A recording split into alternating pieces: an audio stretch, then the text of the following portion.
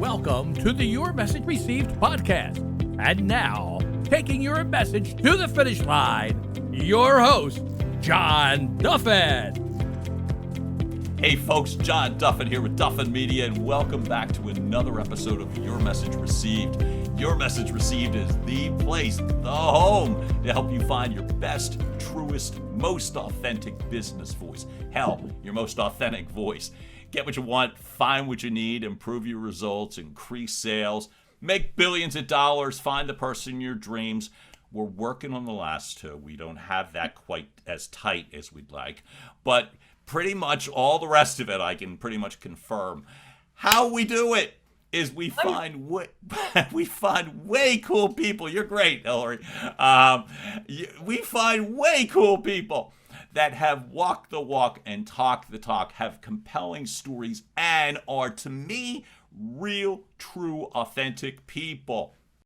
You're going to meet one right now, as a matter of fact. Folks from the outskirts of Washington, D.C., welcome Hilary Phelps. Hilary, welcome to the show.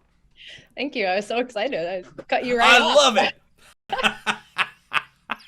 Oh, by the way, my editor will kill me as I keep clapping my hands because I can just picture that they're like, so I'll cut that out.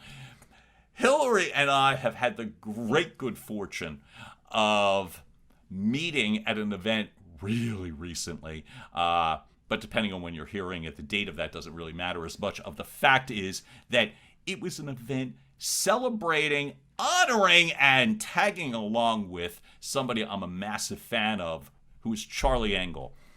Charlie has touched my life in so many different ways, and one of those ways is I now know Hilary, where we didn't know each other before, and this has happened a lot. Hilary, my first question, I'm going forward before I go backward, which is, what got you to the very hot fields of Havre de Grace, Maryland that weekend? What got you there?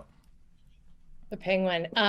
So I was asked to help with some PR, some media outreach with Ashley. I know Tara from meetings here in DC, and I have a PR firm, and she asked if I would lend some assistance to getting some coverage for the event and for Charlie. And so I worked with them on that. And the funny thing was, I wasn't required to be there. Like, I didn't even have to be there because my job was done, like as far as getting it out there. And so, but I was like, I really want to come. I think I really want to be a part of this. Why don't I, I also do photography.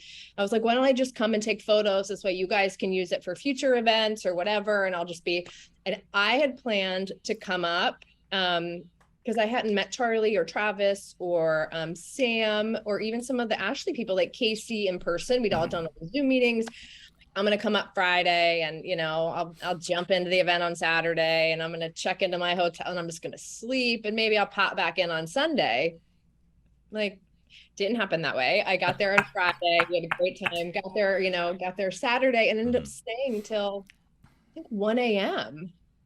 Saturday night, got 3 hours of sleep and got back for the sunset the next morning because it was just such a powerful event. I mean, you and I have talked about, and I laughed because I listened to a couple of your podcasts, and I think I shared this with you, but the one with Sean was like, I think that was one of the most powerful podcasts I've listened to it a couple of times, and it like touched a part of my soul that I didn't know was there. I mean, it was just so, because he's so beautiful and humble that like I had no idea. And so anyway, podcast.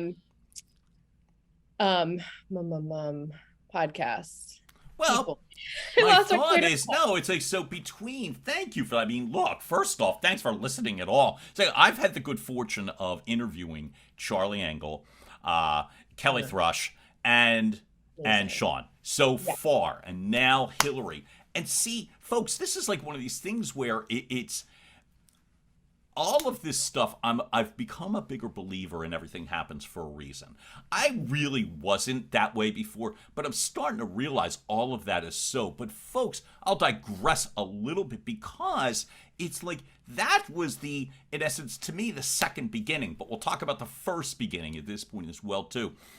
I'm going through I'm listening to Hilary's story on other podcasts and what have you, and I'm realizing, so Larry, I love certain things that you have shared in regards to the background. Having, like I said, so you got there's three siblings in the family, right? If I got that correct? Yes, I have a sister Who's and a the brother. coolest?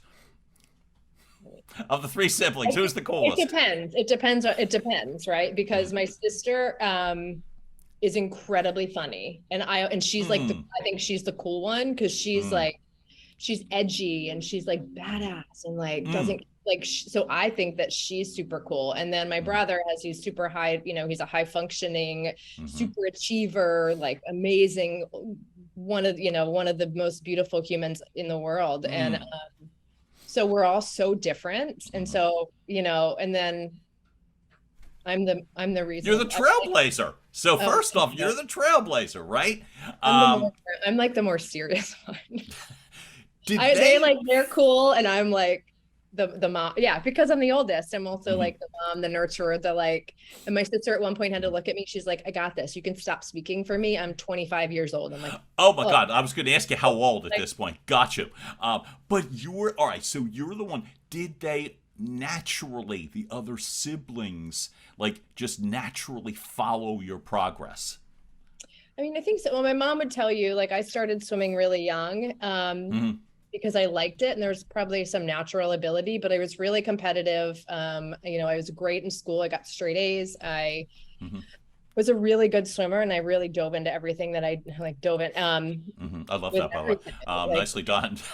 Because thank you. That's unintentional. And I loved it, and I loved swimming. I loved the feeling of the water. I loved winning. I wanted to be the best. Like I had this really intense drive from a young age, and my mom was like. And it's really funny because I was like the gung-ho, super excited. And I was good. I mean, I swam Division I, had a couple records, but got a scholarship. But then my sister, she was third in the world at 14. She's a swimmer as well. But my mom's like, you need to swim too. If I'm driving her to practice, like, because we drove an hour, like my parents were very committed to to our goals. And so my sister's like, I don't want to swim. So they used to like bribe her with candy. So she would swim from one end of the pool to the other. Oh my God. God. Brother, who's like one of the greatest athletes of all time, didn't want to get his face wet. So it's like we went from like excitement level, me like super high to like, I don't even want to get my face wet. And then we, kind of switched. Like I was in my family, the least successful as far as the Division I swimmer, least successful. So as I wanted to ask you, so with your folks, right? So this is all three uber successful as kids is what I was going to say. And your parents, as you said, were really committed to supporting this. Was it their idea that you swim, or were you the ones like, hey, I like the water? And then I know in 2022, as I watch parents with kids, that they're all about every singular event and that's a must-see everything, right? Was that so when you guys were kids? Obviously, your parents were supportive, but was that unusual, or were all the parents showing up? And there are definitely those, like we call them crazy swimming parents, but and they're in every sport. But my parents were really supportive of our goals. Like they'd never pushed anything on us. I think the hardest thing for them was once we got to a level of swimming that they kind of had to say, like, you have to pick, like, because there's two of them, there's three of you, I'm driving you. Like I committed to strictly swimming really young. And my sister did too, but my brother was at lacrosse and baseball and like doing all of these other things. But they were always, they said, okay, if that's what you want. And my parents, I have to say, were, I started doing doubles when I was 11. So I'd swim from 5 to 7 in the morning. I got a boundary exception to go to a different school that was closer to the pool because my parents were driving me an hour. So my dad would get up at 3:30. We'd be out the door by 4. He would drive me to practice. I'd swim, drive me back. My mom would stay with the other siblings, and then I'd swim again after school. So they were really like, the only time my mom really pushed back is when I was a junior in high school, and I went to her and I was like, I want to play lacrosse because the cool kids play lacrosse. I'd start drinking, like I was swimming, it's not cool. And she's like, okay, you want to play lacrosse? Sure. You've never picked up a stick. And I was like, I got this. Like, I'll be fine. She goes, or you can stick with swimming, and you can either stick with swimming and get a scholarship because you've been talking to colleges, they've been talking to you, or and you can have it paid for. Like, you won't have to worry about all that. Or you can play lacrosse and you be responsible for all your applications, all your financial aid bills, and everything else that comes with it. And I was like, I wonder how that worked out. So how's lacrosse coming? I'm not coordinated. I'm not a land coordination person at all. I can't ski. I can't kick a ball very well. Like I tried tennis lessons, I'm going to stick with what I know. It's like, I love it. So, but what I'm curious about is like, so you've got 3 type A's, if I read correctly or heard correctly, that it's not just the straight A's. Okay, so I heard, what's the deal with the A++ thing? You big type A sorry. Is that an official title that you get to carry around? I'm an A++ student. I still have it. I was going through some old things the other day and I Lord. found it. I'll have to send you a picture of it. I found it, A++, and it's like very, very detailed. Love the creativity. Love and it wasn't that I was trying for that. I just always wanted, to be the best, and the best of the good things and not so healthy things. That's okay. So what I was curious about is, so that's a lot of pressure for for each of the siblings, and I'm going to say the parents too, but we'll focus on you at this point as well too. But I was going to say, how did you handle pressure at that point? Because I'm thinking, if it's not coming from the competition or the other students at school, it's I don't know, maybe it's not, but I'm guessing you were putting a fair amount of pressure on yourself. 100%. It was all internal. Mm-hmm. So how'd you handle it? Yeah, I mean, until I was, and I've shared this in a couple of podcasts, or podcasts as well, because this was a really big turning point. Like I was doing great, and someone said to me, like, well, if you tried harder, you'd be better. And I remember thinking, like, I don't know how to be better. I'm okay with where I am. Like I'm, as the fastest swimmer in the country at that point, as the fastest miler at my age. Like I was getting great grades. I remember I got my first B in 7th grade, and that was like, my mom and I went to the teacher and tried to be like, I'll do extra credit. Like, how can I be better? But when that happened, I was like, well, but I'm already really good. I don't like my naive brain. I was like, I don't understand. And so I didn't know how to be better. And so I kind of, I don't want to say gave up, but I was,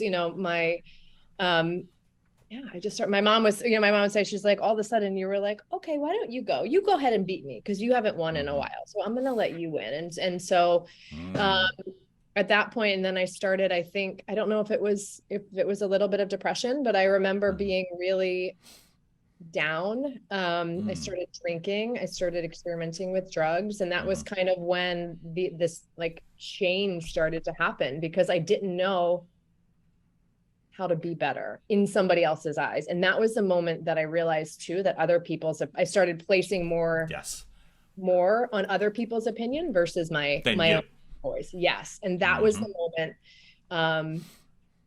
when I was like, okay, I guess I'm not good enough.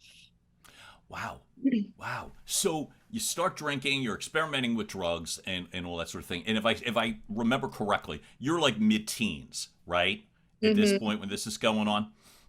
Yes. So like 13, 14. I don't remember. Like Forgive me. I'm calling that mid-teens. I don't know why. And I knew no, you and I have something in common, because I was like 14. And if anybody said mid-teens, I would be like confused. I was 14 when I started to drink. From 20. So it makes sense. Yeah.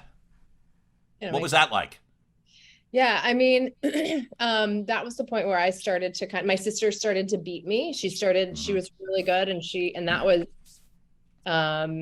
embarrassing. Like it felt embarrassing as the oldest to be beaten by your sister. And I remember there was one point when we were doing relays, she's 2 years younger, and we were against each other in this relay. And it was like, I gave up.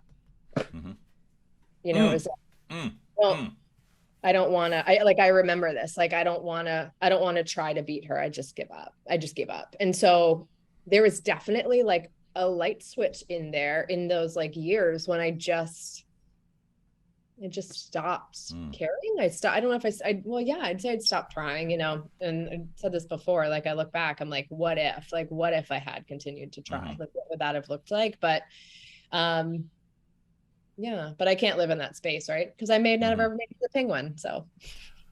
That's exactly right. So you then fought, right? And so between, this will sound like a weird question, between 15 and the penguin, that's a lot of ground to cover. But I was going to say, I'll break it up into slightly smaller steps. So it's like, but my thought is, so you have alluded a couple of times in the fact, so drinking becomes a priority until it becomes more than a priority.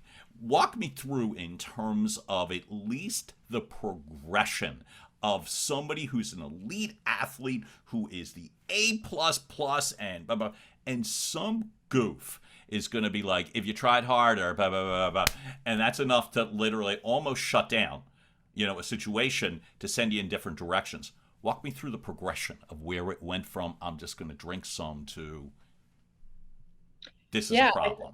I think because it just, and again, looking back, like I started to become a person that I wasn't at a soulful level. Like I'm pretty spiritual. And so I think like the soul, like our body houses our soul, and our soul is who we are. My soul really started to pull away from who I was. And so in order to ignore that, right? So it's either you have to do something about it or you just ignore it. And so by ignoring it, I could ignore it through drinking. I could ignore that inner voice, right? The inner voice, that guidance, the one that keeps us safe, the one that tells us,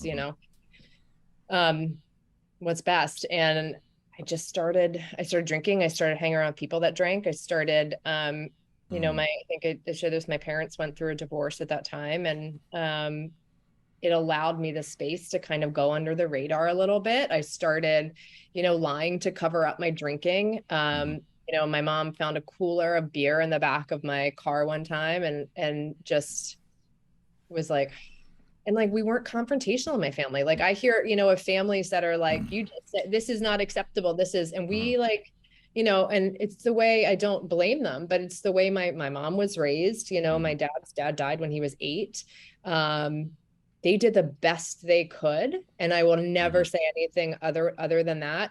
But there was no consequences. Like my mom just kind of like rolled her eyes and walked away, and I was like, oh, cool, like okay, and so okay, that's done. And then you can up it, right? Like I'm up it to the next level. Am I going to get in trouble for this? And and I just kept escalating, and we didn't talk about things, right? It was that, like, I learned early to stuff it down. Don't talk about it.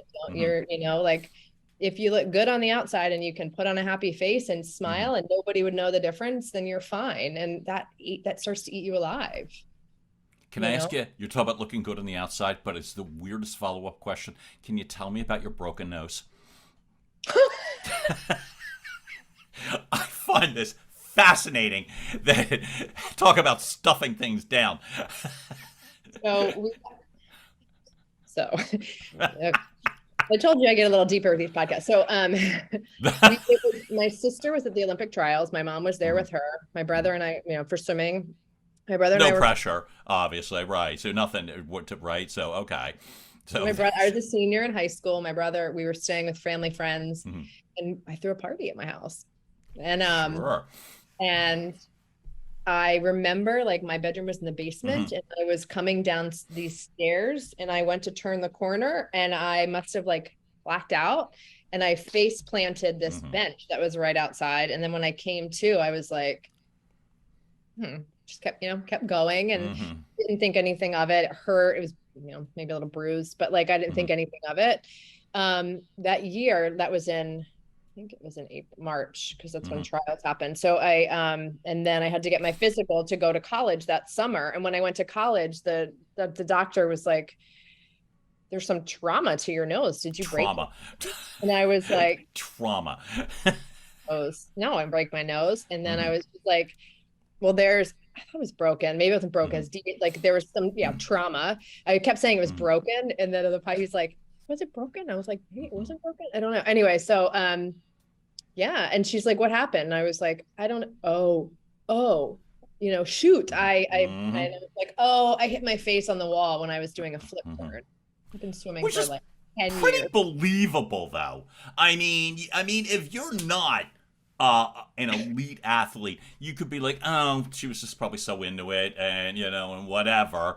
But why I ask is number one, it was like it's like I think of all the times I face planted, head planted, blah, blah, blah, and it's like, and it was okay to just move to the next thing. But in your mind, it's like, okay, was that also like the cooler beer where you're like, okay, all right, got past that, got past that too, and you're able to like work with a lie. I'm guessing they believed you, and there's no reason to not believe you. But my question then becomes, where's your head at that point? Yeah, I mean, I was like, oh, got away with that one, like, right, okay, cool. There were never any questions like, are you drinking? Like, and I don't know that was on the radar of, I mean, my mom knew I drank. I think she was my sister. My brother was up and coming, and I was kind of, I'd started to not deteriorate, but I'd started, getting, my grades were slipping. My swimming wasn't as good. I just kind of existed. And I think it was kind of like, oh, wow. And I remember my mom saying, I went to senior week of in college. Week. I mean, in high school. Senior week, I love. Oh, I know. Ocean City, Maryland, right? Like, oh, I'm Wildwood, New Jersey. My mom was like, "I'm grateful you didn't get back arrested, dead, or pregnant." Or that was like kind of the first time she acknowledged, like, "Oh," I'm like, "Oh, you noticed? Like, you noticed I'm drinking? Oh, you noticed?" Like. But she's let me, like, the one thing I'll say about my parents is they let me make my mistakes. They give me enough room. I mean, they give me enough room to kind of bounce back, which has worked so far. I love this. So, by the way, you're saying like my senior week. I hear the under-over answer is 4. So the question then becomes, how many times did John Duffin get alcoholic poisoning on a 7-day vacation? Under over. Wow. I don't know. 4. You said 4. Is it the 4? Number was 4. It was 5 times. 5 times in 7 days. It's one of the grosser to me memories of my past drinking life. I just remember. But you got home, if you were me, and then, okay, that's over too. And now you move on. Hilary, how many years beyond that were you either plateauing, regressing, or at that point, how many years afterwards were you swimming in that kind of in those rough waters? And sorry, no pun intended. But I swam, that was my senior year, and then I swam for 4 years in college. My first year I did great. Like, I came in, I was a freshman, I got record. Right. I was back to that, like, my grades weren't amazing in college. I don't know how. I mean, I say by the grace of God, I graduated in 4 years, because I have no idea how that happened. That God looks out for babies and drunks. I love and that. He says, like, love it. Yeah, but then, in college, you're also surrounded by people who are drinking. You can find someone that's willing to drink, and swimmers were big partiers. Like, we drank hard. We remember, my senior year, my junior or sophomore year, I remember the coach one day was like, pulled us all out on Saturday morning and was like, "You guys all reek. Like, what is your problem? You gotta take this seriously." And we're like, whatever. Yeah. Right. I mean, I didn't take it seriously. I didn't take school seriously at that point. I wasn't taking swimming seriously. I was a blackout drinker in college. And that's really scary. And I literally, there are some now, every once in a while, moments will pop back up, and I'm like, I could have died. Like, I literally could have. Sure. There was one point when some athletes came to our apartment and were like, what are you doing? And I was like, oh, some people are drinking in the back. You should come back. And they're like, no, we're good. And it was these 2 guys. They were later found with a gun on campus. They got arrested for and I was like, you were at my house an hour before. Like, that's terrifying. Here's the crowd I'm now hanging out with at this point, right? It is like, ooh. Hilary, what I wanted to ask was, from that point, how long did it take you to realize that it's like, okay, this is a problem and I have to do something? And then this follow-up question will be, and then you actually did it. Like walk me through, like when did you realize, okay, how far along past college, past Richmond, how far along was it before you're like, whoa, this is out of control, where I now need to address it? Oh, well, those are two different questions. So exactly. That's what I was asking the first ones. Yeah, right? I realized it was out of control when, I always found myself in relationships because that meant I was okay. So it didn't matter how dysfunctional they were. Like if someone loved me, I was good. Because I think at our core, and I've said like at my core anyway, I say like, I just want human connection, right? Which goes back to the penguin, which that was such an amazing event. But you just want to connect with another person and feel like you can be your authentic self and they can love you for whoever, for showing up for you. And so I didn't find those relationships, and I would find and so I would always think I was okay. And that was always like a cover. And it's like, well, if this guy loves me, then I'm okay. Meanwhile, like, and I've shared this, like he was smoking marijuana all the time. He was smoking, he was always high. I was always drunk. It was like coexisting.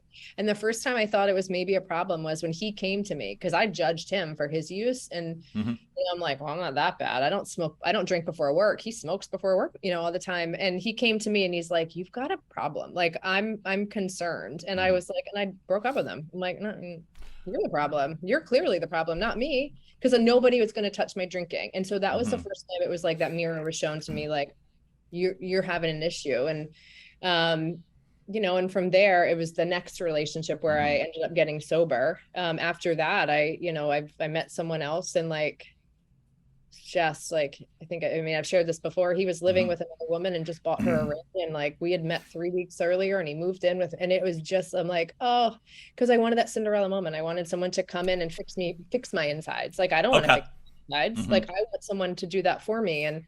And that wasn't happening. And then this guy was like, came from an alcoholic family. So I was really triggering for him because he struggled a lot growing up with an alcoholic parent. And I was, I think, very in his face about it. And he's like, you need to get some help. And so we went to see a therapist together. Cause I laughed and I shared this, like, we've been dating for 3 months. Couples therapy. That'll fix it. My friends are like, are you insane? Just break up. I'm like, no, I'm going to fix this. I'm going to fix this. We're going to make this work. And so then the therapist was like, maybe, do you think, she's like, she has a problem. Like, I don't have a problem. Like, and I came to, and I, at that point is when I went to my first, 12-step meeting, and she went with me, and like, I wouldn't have gone, and she's like, I'll meet you. We'll drive together. And which is amazing. I mean, so we went to the first meeting, and that was the first moment that I was like, these people are really honest, and this is terrifying. I do not, and later learn, like, you're as sick as your secrets. And so, these people were sharing pretty openly about stuff that I would have never dreamed that I would share openly about, fast forward 15 years. And, that was really intimidating. And I didn't go back for a long time because I was like, I'll do anything. So I ended up white knuckling it for a long time, which means, if you're in recovery, you like just barely hanging on, like, cause you don't know, I didn't understand that what it meant was, it's not the alcohol that's my problem. It's everything else. It's the isms. It's the reason why I drank. I didn't feel good enough. I had a huge hole inside of me, I was looking to others for validation, all those things. That's what the things that I learned about in the 12-step recovery meetings that I wasn't getting by just white knuckling it. So I didn't understand why I was sad to be happy. Like, I quit drinking. Everything should be perfect. And it wasn't. And that was hard. And I went back out. So I did this little dance of going in and out of the rooms, drinking. And then I'd come climbing back because we'd gotten to an epic fight, and I was like, had to make you happy. Okay, I'm going to make you happy. I'll go back, and I did that dance for a while, in and out. Go ahead. I'm so sorry. Yeah, no. And then eventually, he's like, I'm going to tell your family how bad you really are. And that felt really shameful. And I still wanted to hold it together from my family, even if this guy, and so that's when I agreed to get some real help and go to treatment. So before that point, you have the public relations career. Folks, like I said right away, immediately you're checking out hilaryphelps.com. But I said, but did you already have the public relations career at this point? No. So I was in marketing. I worked in marketing. I'd worked with some. You did the brand marketing, right? I did marketing. I did events. I worked at a bipartisan nonprofit or nonpartisan nonprofit. Right. And I planned our events. So I did our annual conferences, a little bit. So I've worked in a lot of the communication space kind of. So at that point I was working internally at a nonprofit when I got sober. But you're helping people find their voice, so to speak. So at the event, you're amplifying what someone else is trying to say. And if you're the planner, you really are amplifying what somebody is trying to say, rather than your own message and your own brand. It's speaking for others, right? So I'm finding speakers for events, exactly, helping them craft their message, writing their bios, creating collateral materials, that we'll distribute to our members. Yeah, exactly. Reason I'm asking is, at least back then, right at these like crisis points where it's like, I really got to do something, you were still able to hide behind other people. Because because you don't have to, in essence, jump up and say, my name is Hilary, or you know what I mean, or anything, right? You're still kind of behind the scenes. And I liked hiding in the shadows. I liked being behind the scenes, which is what PR is now, right? Like, my ego wanted to be out front, but my soul is not like, I'm not a flashy like a loud person, but I was trying to be someone I wasn't. I wanted to be my sister who was really funny and gregarious and outgoing in the life of the party, but that's not who I am. I'm really great one-on-one. I struggle in large crowds. Okay. Which you might not know. But and I didn't see it, but I don't refute the way that people feel. I don't like to do that anymore. Like in that sense of, no, you're great. I'm more like a sense, okay, because it just helps me understand where somebody's coming from when somebody says that, rather than insist on pushing them, So and you're looking at it through your lens, right? You're like, what do you mean? You're great in a crowd. You're great. Exactly. And I am. Like, I'm fine. I can do it. I can hold my own. But I get exhausted. Like, I'm an empath. I'm an introvert. Like, I'm an extroverted introvert. So, like, I need the recharge time. Like, I crave one-on-one. But, And I wanted to be the extroverted life of the party, loud, funny, like everyone wants to be around me. And it's like, and the funny thing is, the more I tried not to do that, the more that happens. Right? Isn't that funny? Like, why is that? I think it's great, and it helps me. And I'll tell you why. I'll tell you now, which is like, first off, it's like that sense. So you get real help. Go to a treatment center, and 15 plus years later, you're still marching to the drummer of a changed life. 100%. Right? Yes. And my mom will tell you this. She told me this. She's like, when you came into this world, it's on your own terms. And that's how I've lived my life too, which when I'm ready, and you can't stop me. When I make a decision, it is firm. You cannot change my mind, because I've taken so long to get to that point, or I've like done the research. So when I was ready to get sober, I was going to get sober. Like, you weren't going to, but you could not make me do it beforehand. Not a chance. So people telling you what to do, which is funny now, because it's like when you talk about the past and somebody telling you you're not good enough, okay, well then I guess I'm not good enough, or this is a train wreck relationship, okay, we'll get couples therapy and you can tell me what to do. It's one of the beautiful things, I think, that for, at least from my own experience, that, as I am grateful to say I have another day sober today, which is that it's like, is that you see, in essence, real authenticity. So you saying, you ain't telling me what, I told you we're going to do this. And then all of a sudden you're the one that's really taking charge. And I think it's beautiful. In terms of this, so at this point, as you're progressing, you are now, I see YouTube videos, this is, oh my God, 10 years ago, where you're covering a television station, you're covering fashion, you're covering, all kinds of, to me, the fun stuff. Whether it was TV, YouTube, or what have you. Was it fun for you as it was going? I loved it. I got to, work with E News, and I did a great with when Caitlyn Jenner went as Bruce Jenner. I worked with Bruce Jenner and Juliana Rancic from E! News in London. I got to walk Fashion Week. I got to cover Fashion Week. So I've done some really wonderful, exciting things in sobriety, and they are really fun. But that's kind of like, and I say this with sobriety too, it's like this pendulum swing. Like when I first got sober, it was like the super highs and the super low lows, and it would swing so drastically. And the more sober I get, the more it kind of swings here. It's like kind of stays in the middle, you know?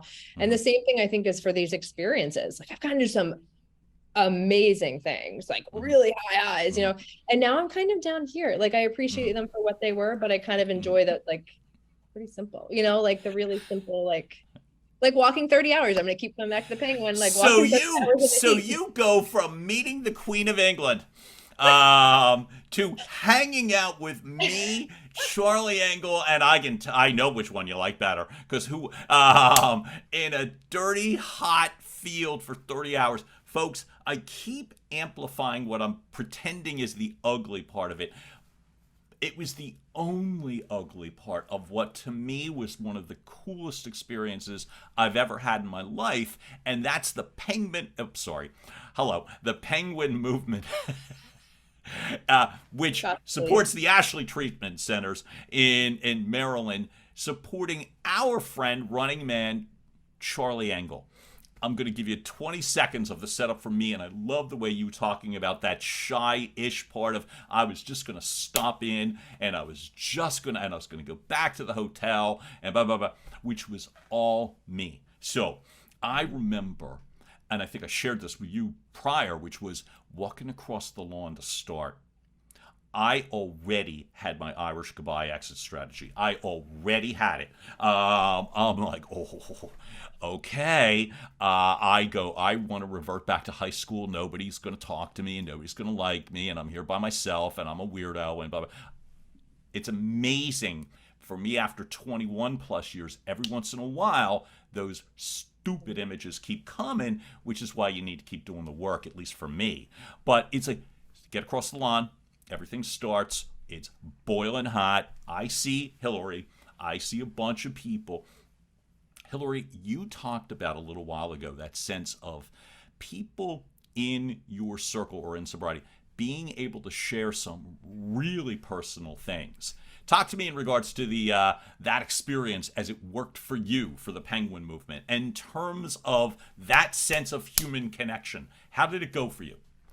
Yeah, well, so people that listen to this, right, and read all this stuff about the Penguin are either going to be like, I think in one of two camps, they're going to be like, oh my gosh, I can't miss this next year. Or they're going to be like, they need to stop. They need to shut up about this thing that they've been doing.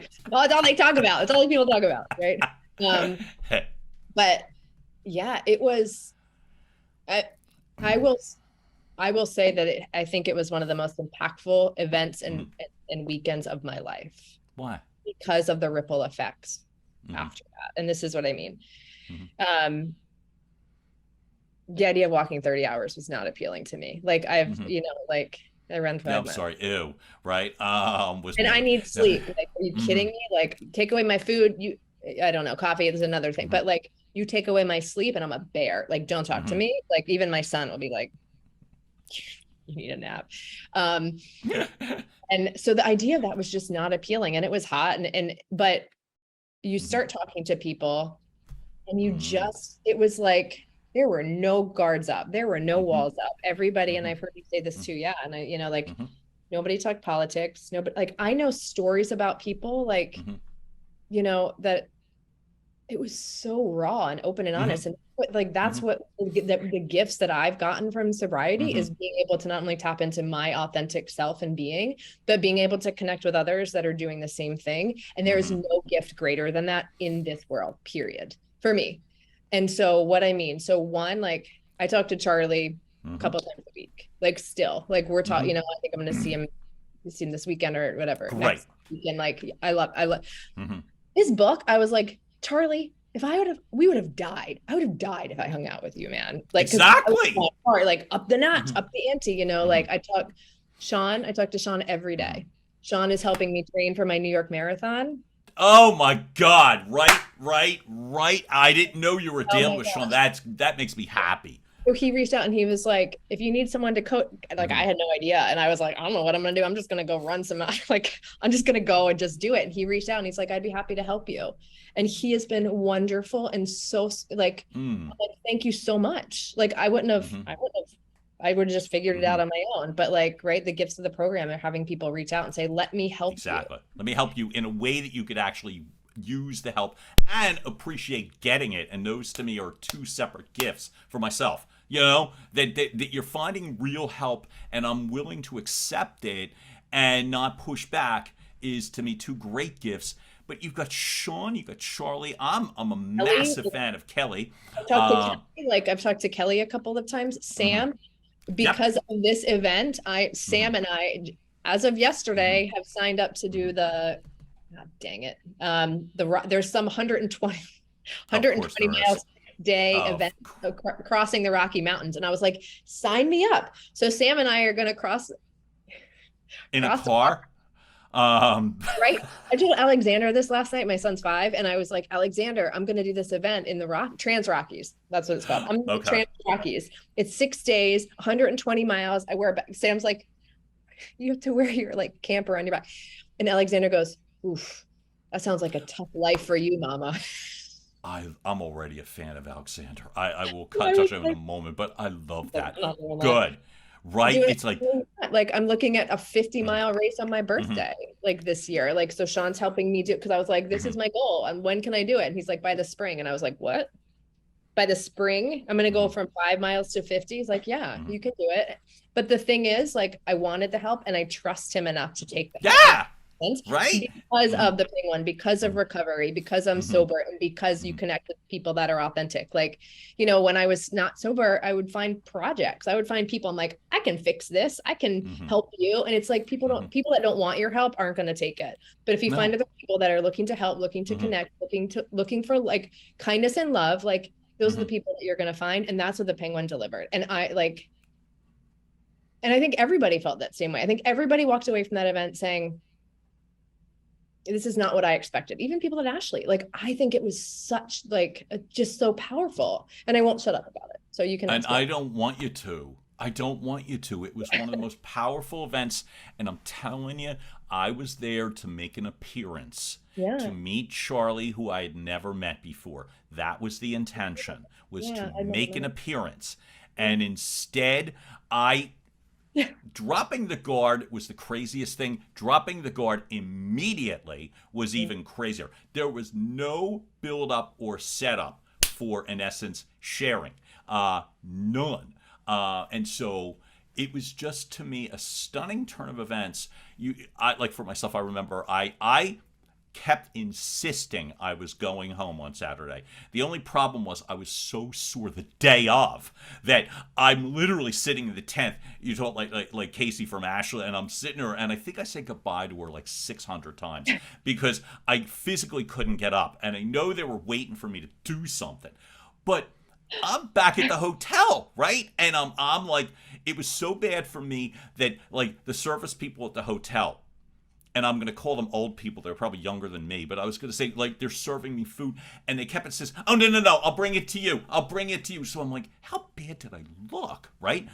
But I kept thinking, I have to go back. I got to go back. So I went back that night. I was like, and it was that human connection that you talked about. I didn't need to worry about the number of miles or certainly not the pace, but it was more that real, raw human connection. And you know, I think it was also to be in the service of others, right? Like that's what we learned. Absolutely. Like in 12-step meetings, is like, I don't have to be the star. I can be in service. Like I wasn't doing the 30 hours, but I can bring coffee the next morning, or I can walk a couple of miles, or I can make peanut butter and jelly sandwiches. Just hang out and support somebody. Exactly. That's right. It's like, yeah. And I go back from walking across that lawn in the beginning to they're not going to like me, they're not going to talk to me, and within moments, that's wrong. That's dead wrong, and it never let up. And I get to meet Hilary because of the fact of this warmth and joy and glow and energy. But before we break, talk to me. I'm already a fan of Alexander, especially when he's trying to dismiss the 120-mile climb the mountains. You get to speak on Alexander's behalf as well too. How has your voice changed by being a mother? How has it changed for you? I'm gonna cry. Oh, I'm also like super sensitive and like emotional, and I'm like, a friend said this really beautifully. It's like when a mother, my experience, when I had Alexander, it was like the birth of a new me, because at that point I would never want anybody to treat my child a certain way. And I had to learn that why would I let somebody else treat me that way? And so using my voice to advocate for him, I learned to use my voice to advocate for myself after, when was he born? He was born when I was 39. And so that was a huge shift in my healing, was the delivery and the birth of my child. And I'm grateful every day that I'm grateful every day that I can share this voice with him, because I also believe in generational healing and generational trauma. And there are things that I brought into this lifetime that I will never have to pass on to him. And I give him a voice from age 5. And there are days when he pushes back and I'm biting the inside of my mouth, because I want to say, don't talk to me that way.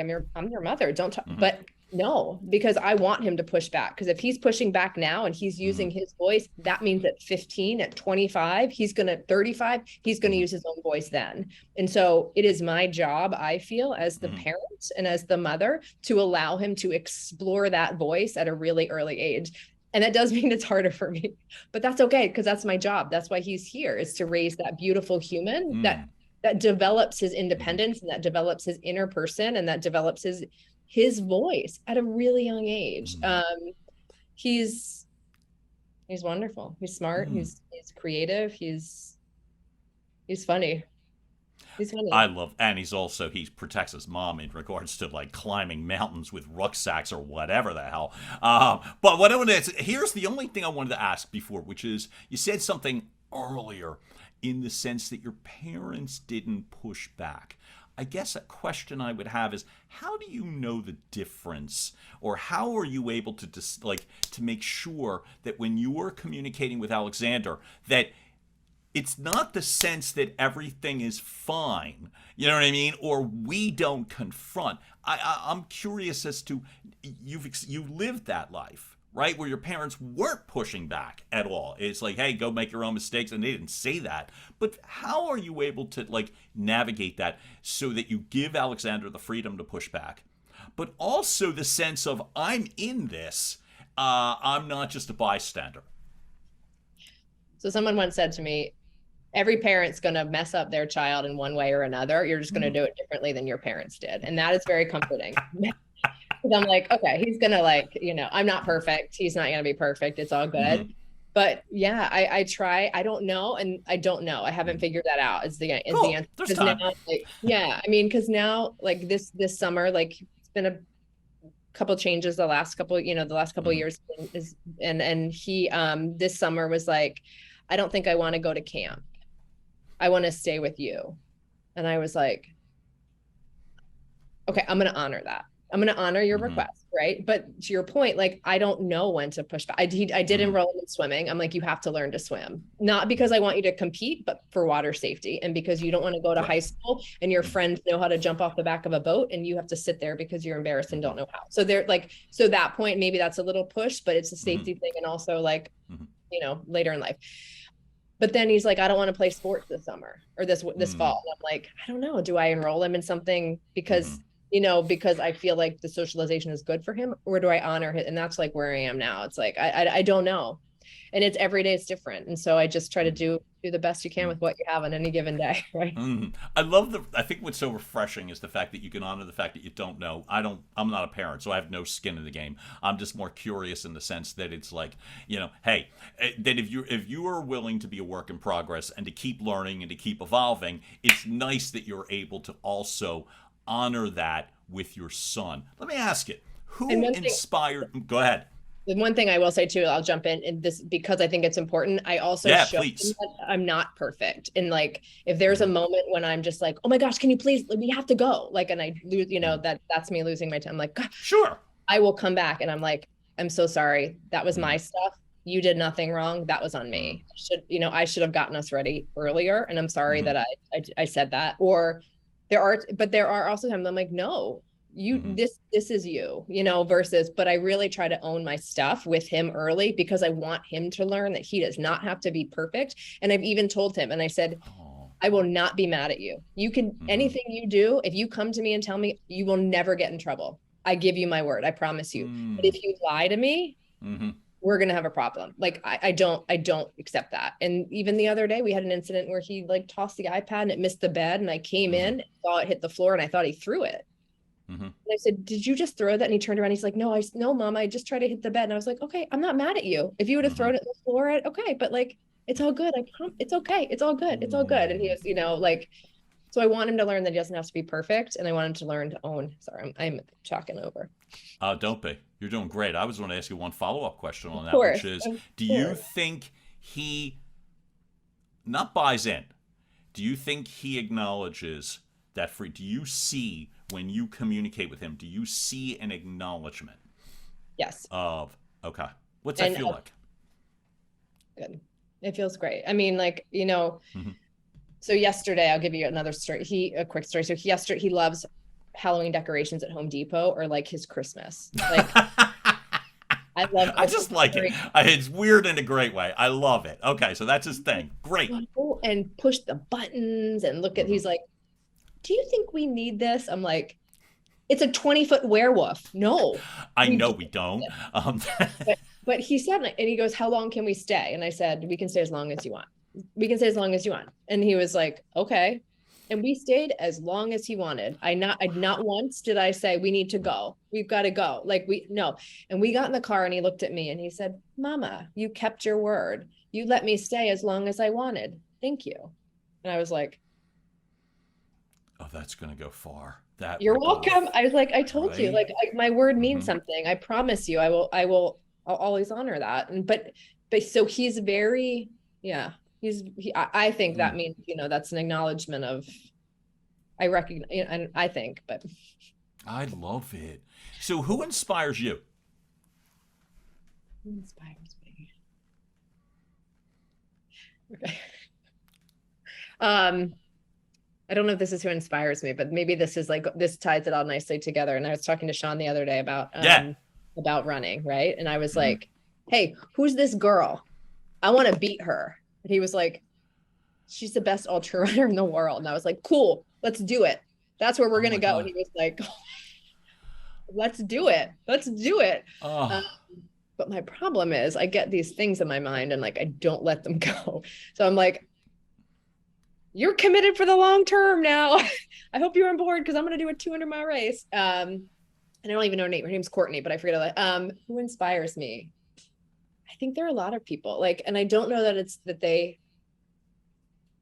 I don't know that anybody inspires me. I think I'm more inspired by people that show up for support. And I don't even know if that's it. It's a great answer to me. Because not that I inspire myself, but right. Like when I surround myself with people who are supportive and loving and authentic, kind and genuine way, I can learn to better like listen to my own voice versus, and so that to me is inspiring and helpful and impactful and all of those things. I guess right now, like cheesy answer. I think my brother is one of the most amazing people in the world. And this is why.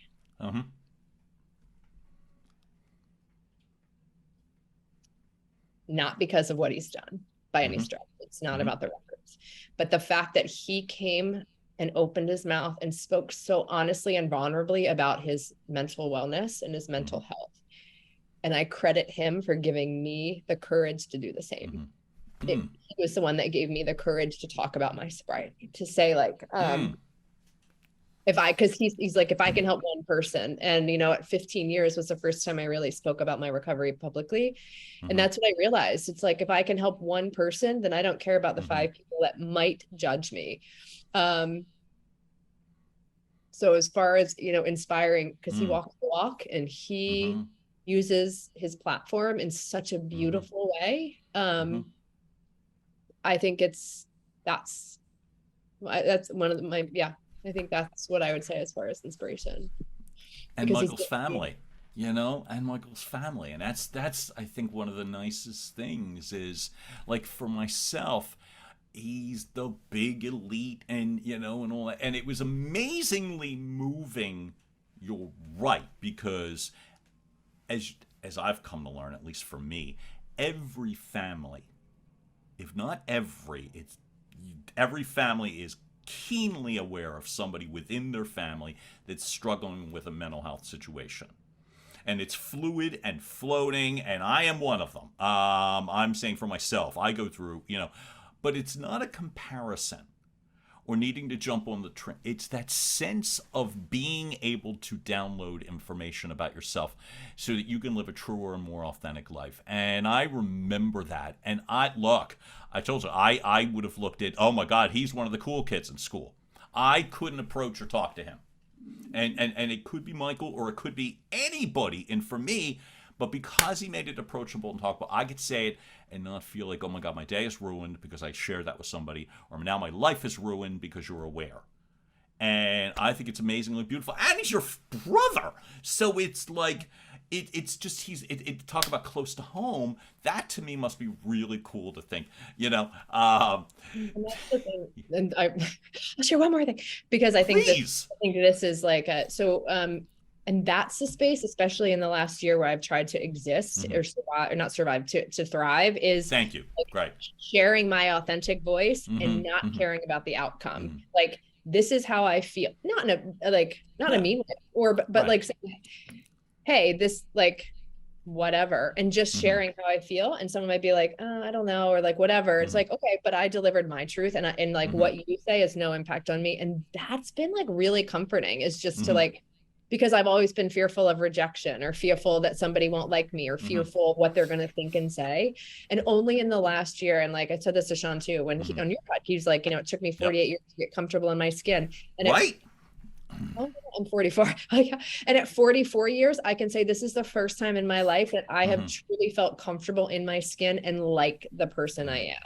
And that is something I didn't ever foresee as a possibility. Yeah, and thank God for that, because otherwise I may not know you. And that's, to me, the weirdest part. Like, I wouldn't know you otherwise. Like, for me, it was 42 when I came out of the closet, for God's sake. And I was certainly not done. I had told maybe about the closest of, say, 6 to 10 people. I was hammered out of my mind when I told them. I mean, just gassed out of my mind. It was the only way I could get it out, right? Yeah. But the first time I really got it out was the very first AA meeting that I attended. I was a nut. I was psycho. And I literally was pacing around the back of the room. I had a trench coat and sweatpants on. I was a delight.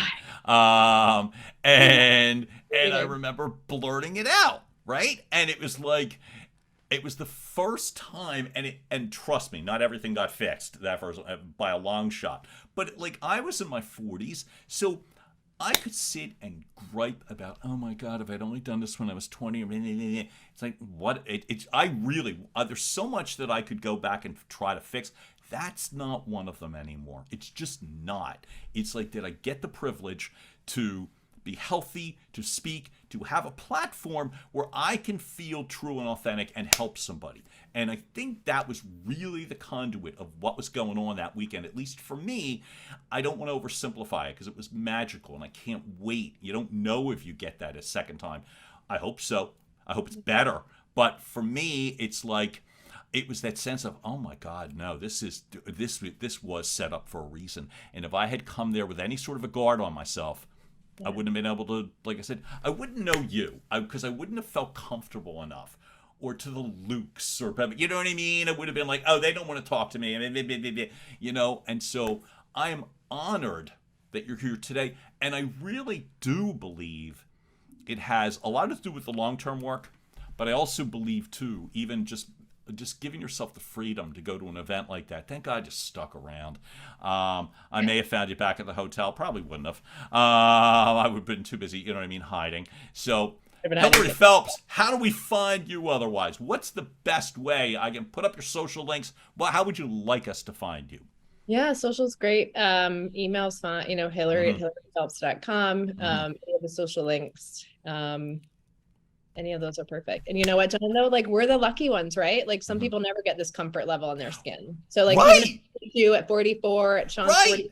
48, we're the lucky ones because I can look back and be like, if I would have gone faster, if I would have done this, or if I would have whatever, but it doesn't matter because it's now. And now it's now. And I get it at all. And that's it, right? It's the coolest feeling. Hilary Phelps, thank you for joining us today. Honest to God, it was a blast. Thank you for sharing all of this, especially the transparency and the hope. All of it. It matters to me a ton. I'm thrilled that you were here. Thanks for making the time for us. Thanks, John. Absolutely. Folks, you've just heard another episode of Your Message Received. Keep listening, keep liking. You will find us on Apple Podcasts, Google Podcasts, iHeartMedia, Spotify, all those places. You'll see us on YouTube as well, too. Folks, keep listening, liking, sharing. It's John Duffin here from Duffin Media. Thanks so much for joining us today, and have a great day. And now, making its way across the finish line, Your Message Received has been a production of Duffin Media.